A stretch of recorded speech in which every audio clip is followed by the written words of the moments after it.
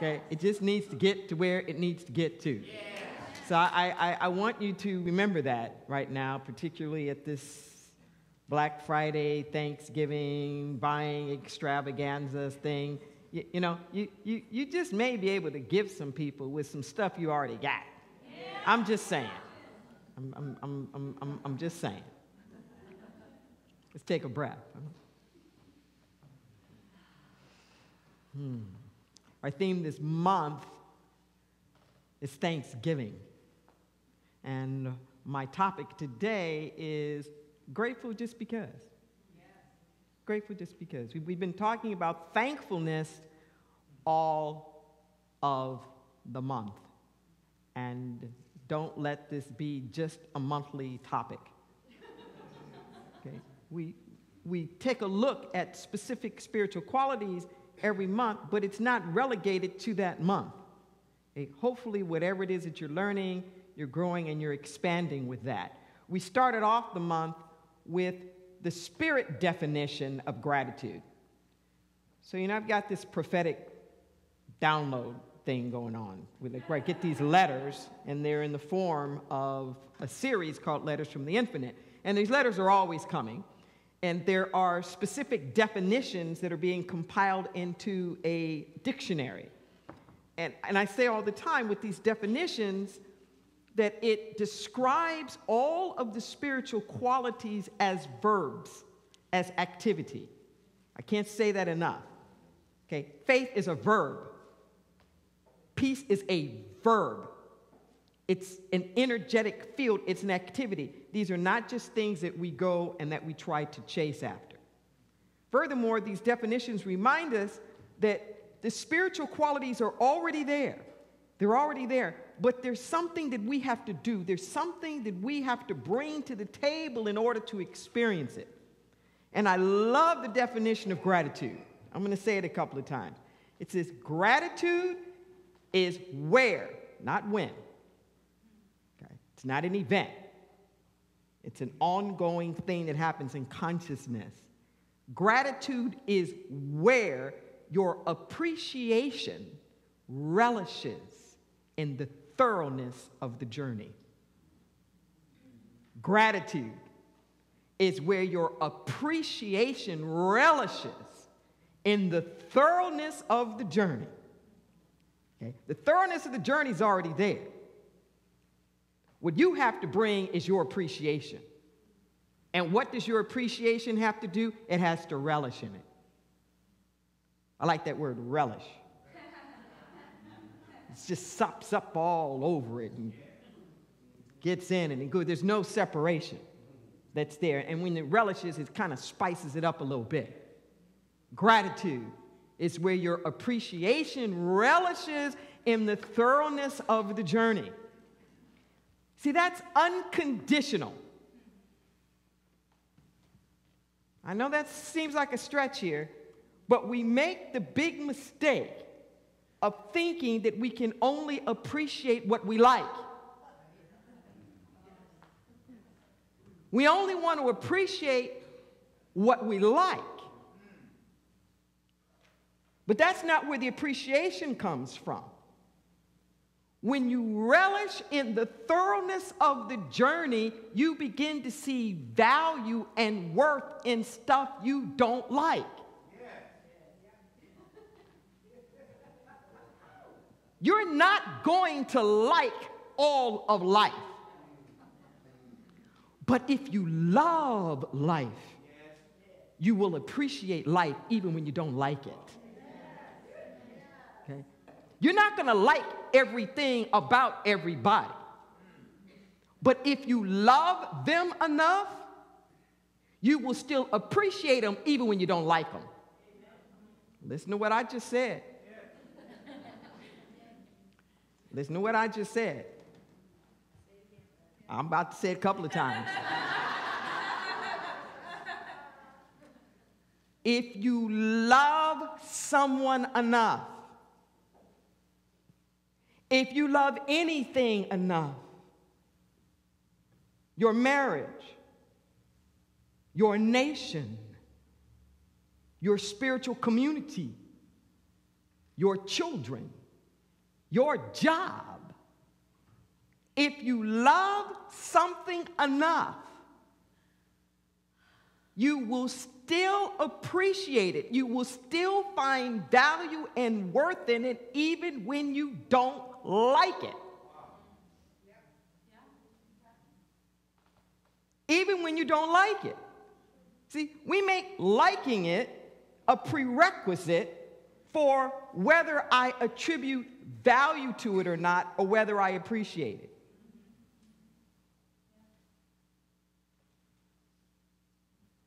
When you stop appreciating something, you get out of gratitude. But your not being in gratitude doesn't hurt anybody but you. Listen to what I just said. When you fall out of appreciation and you stop being grateful, the one it hurts is you.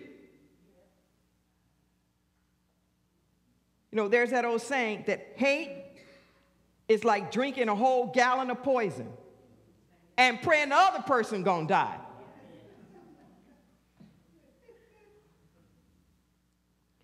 We're grateful just because.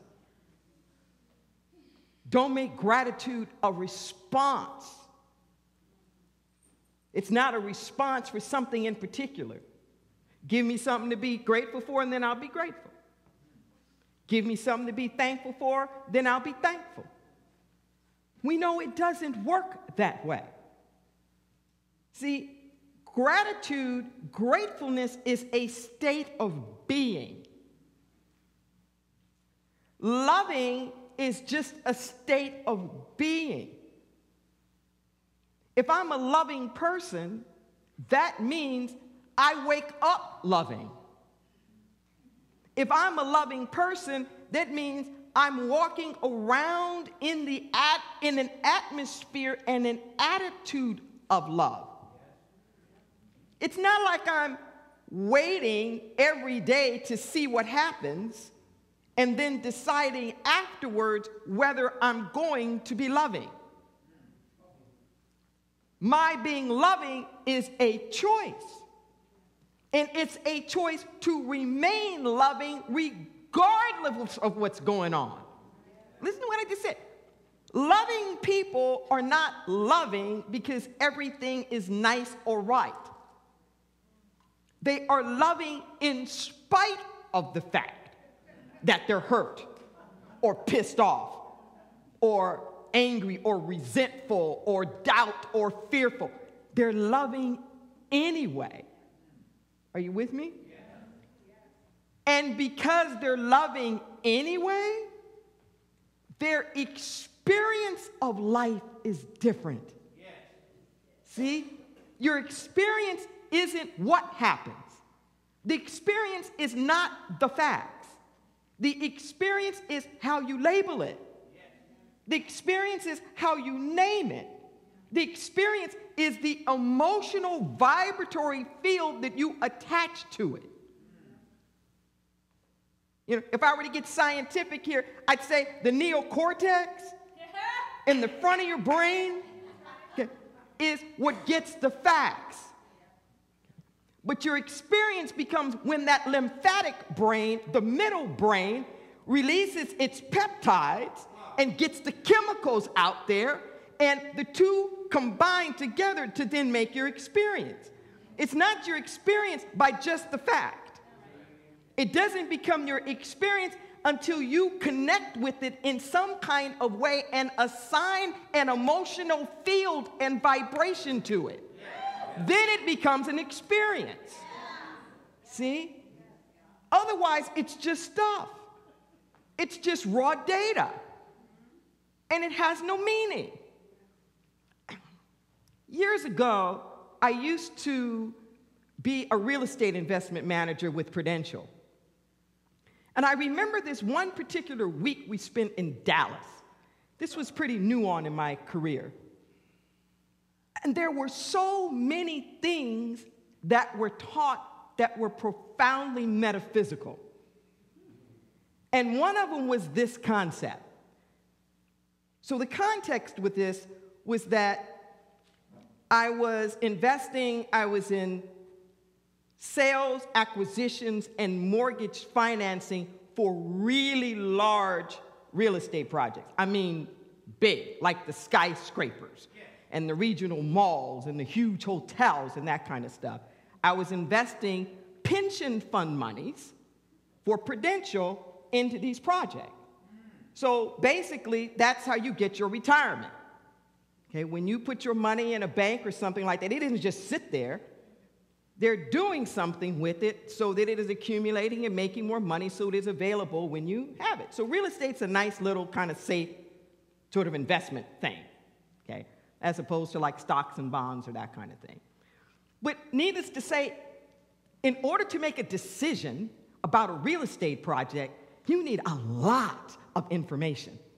A lot of information. So headquarters is in Newark, and I've got the Western United States. So they said, don't just throw data at the executives in Newark. Don't just throw data at them. And they said this one thing. They said, data does not become information until you give it meaning. Data does not become information until you give it meaning. So he's saying all these facts, all these statistics, all this stuff about whatever, demographics or, the market or what's blah, blah, blah. It's just until you give it some meaning. Say what this means. It's like paint the story. Help them understand what's going on.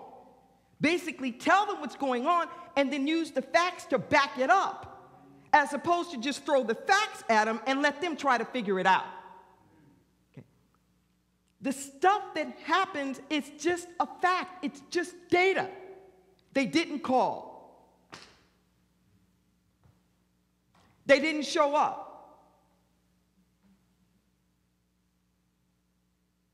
You lost the job. So-and-so died. You broke your leg. That's not information. That's just a fact. Okay. It doesn't become information until you read something into it about what it means. Are you with me? And then that becomes our experience. Any healing involves us taking charge of the information that we are allowing the facts to give us. Healing, growth, the spiritual journey is learning how to only have one God. How not to make the economy your God, your relationships your God, your health your God, because we make a God out of anything that we allow to define our possibilities. We make a God out of anything that we let tell us what's possible or what can be. So don't look at the so-called facts out there to give you the possibility of what you can be. No. It's just stuff. That's all it is. And you get to say whether this is a blessing, whether this is not a blessing, how I can grow, how I cannot grow. What I've learned to do is to depersonalize life. It's to depersonalize it. So I don't think so much anymore about my life and what's happening in my life. I think about what's happening in life. Are you with me? That's the difference between, why did God do this? Why is my house washed away? There's a flood. Everybody's house got washed away. Okay? Now, maybe I might serve better asking, well, why was there the flood? Instead of just, why did this happen to me? Are you with me? Yes. I depersonalize life so much. I can hear Beckwith in my head now, my mentor. Life's not happening at you. Life's not happening to you. Life is happening through us. In us, as us, through us. When I depersonalize it so much,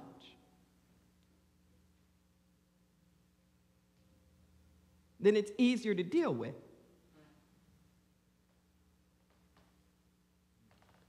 So I just got back from Los Angeles, where I grew up. And there's still the family home that I grew up in. They moved there when I was 6 months old. When I go home, back to my old room. So my mother's 92, and she didn't join us for the holidays, festivities, and when she really doesn't like to get out that much. And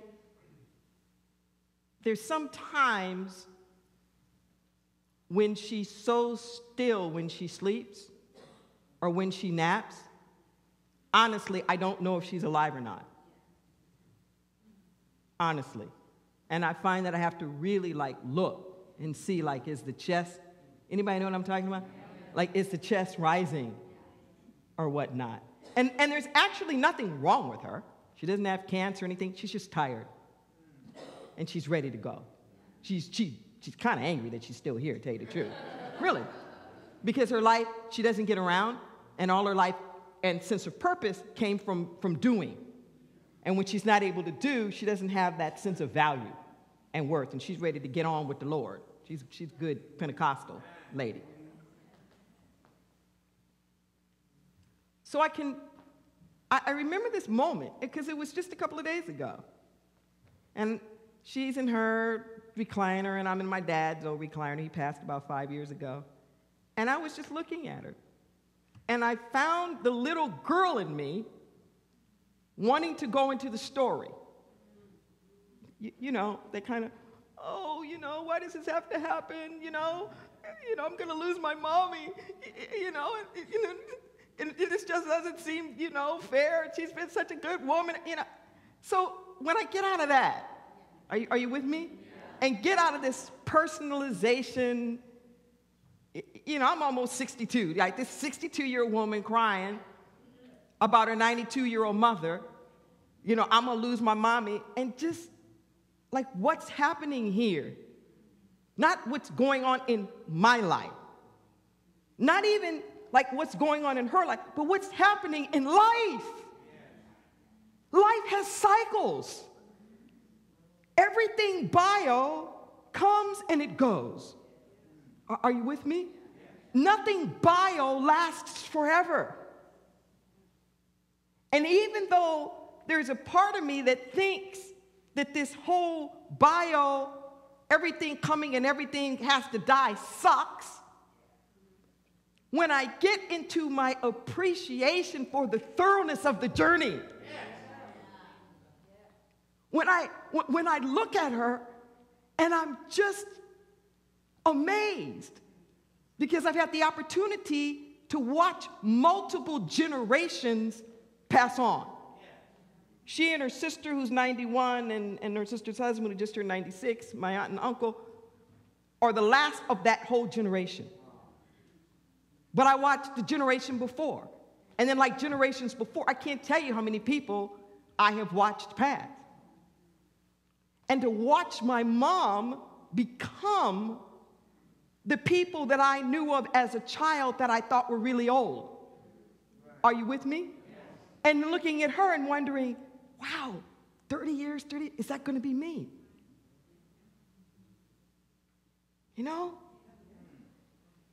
I'm not sure how much I like any of this stuff.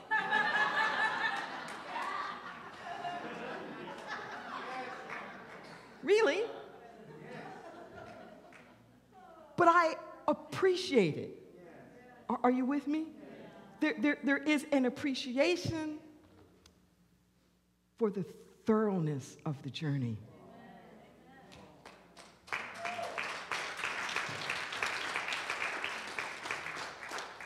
The thoroughness of the journey.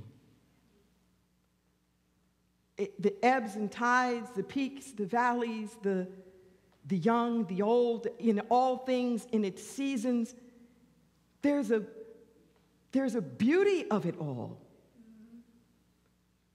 And even when I can see great devastation happening, because I know the thoroughness of the journey, I'm already rejoicing in the resilience. I'm already rejoicing in the newness that's gonna come. Because I know life is so smart that within the forest itself is its own regrowth. In the forest itself are seeds in the ground that will only open when it's hot enough. It's literally called succession. So it takes the forest fire to bring forth the new growth. I'm telling you, you can be thankful just because. Just because life is in session. And just like with the loving, if you don't wait to love, if you love up front, you will have a different experience of life. You won't experience everything as just hard or bad or negative. Even if it is challenging and difficult, you're going to get something else out of it. It's the same thing with thankfulness. It's the same thing with gratitude. If you walk around in a state of gratitude, you will find more value in everything. You will find more purpose in everything. You will grow to appreciate even the stuff you don't like. You will grow to appreciate it. So most of you know I'm a big social justice activist. Okay. So one of my favorite things to do is when I get hired to facilitate the progressive think tanks, okay, where, you know, these great minds are coming together about whatever, how to put spin on stuff, how to do public policy, social mores and whatnot. We don't get to things like marriage equality like overnight. You know, there's strategy that's been going on for years and years and years and all kinds of levels, political, religious, you know, all these different angles. I think real long term like that. And do I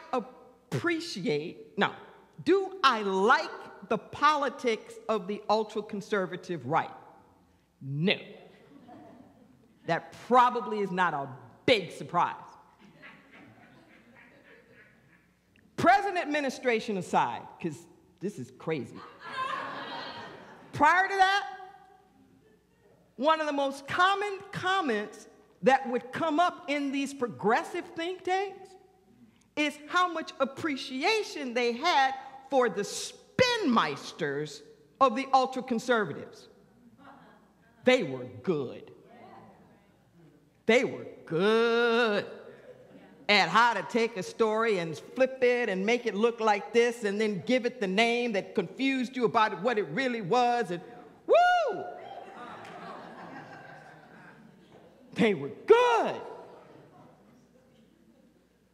I remember when I first started moving up, when I first moved here, up from Los Angeles, and I was traveling around in San Francisco. And at the time, this is like the early 90s, almost all those like quote-unquote meter maids, the ones that would go around and give you tickets for your car or whatnot, I said to somebody, you know what, them sisters need a raise because they are good. Did I like all those tickets? Oh, no. It took me a long time to figure out where to park in San Francisco. But I had to give them credit. They were on it. They did their job well. And it made me learn quickly.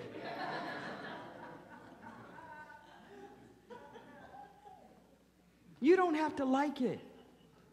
Let me tell you something. A good athlete appreciates their opponent.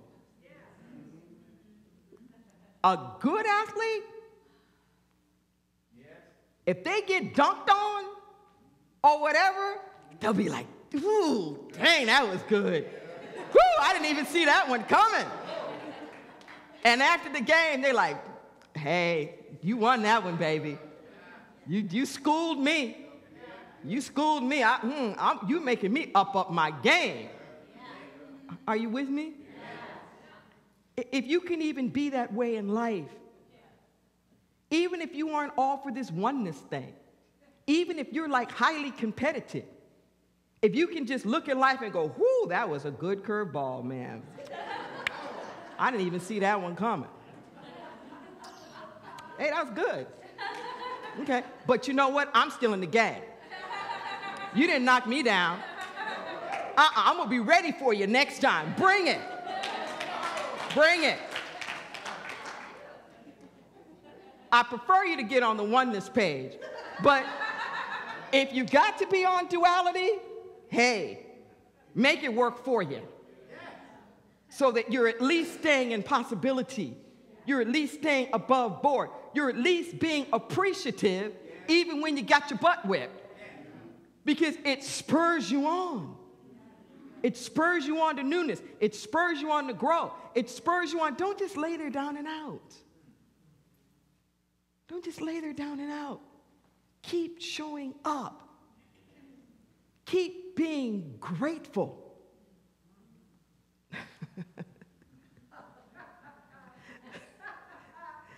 Last weekend at the Rio Theater, I made my comedic debut with my character Wilhelmina. Okay, so Wilhelmina's from the hood. She's not dumb, she's just raw. And she got issues.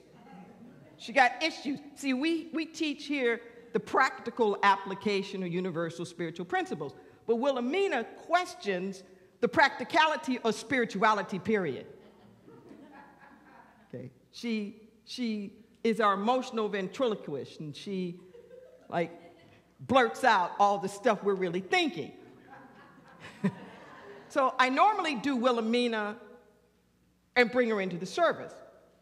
But last Sunday, I did that piece that I did at the Rio after service because it was a little more raw.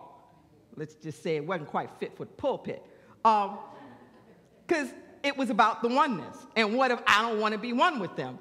And Wilhelmina just had a few things to say. She was doing our exasperation.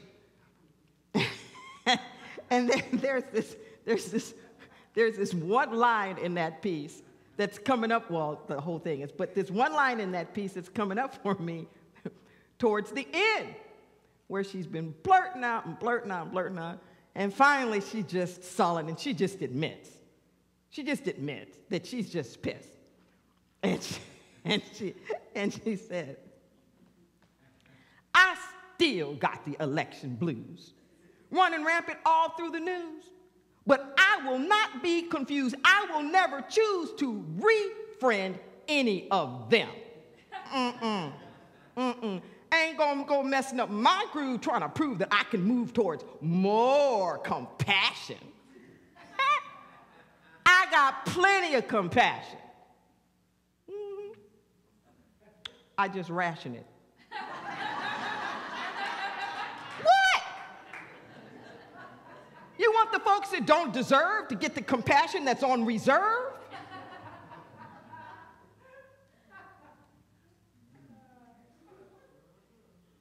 I got plenty of compassion. I just ration it. I got plenty of gratitude. I just ration it.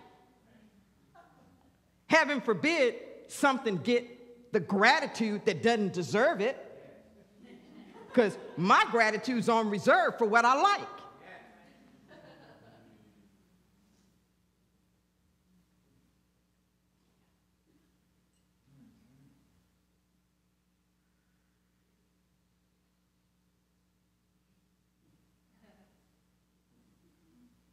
That's an amen. Amen. I don't even have to say anything else. Let's pray.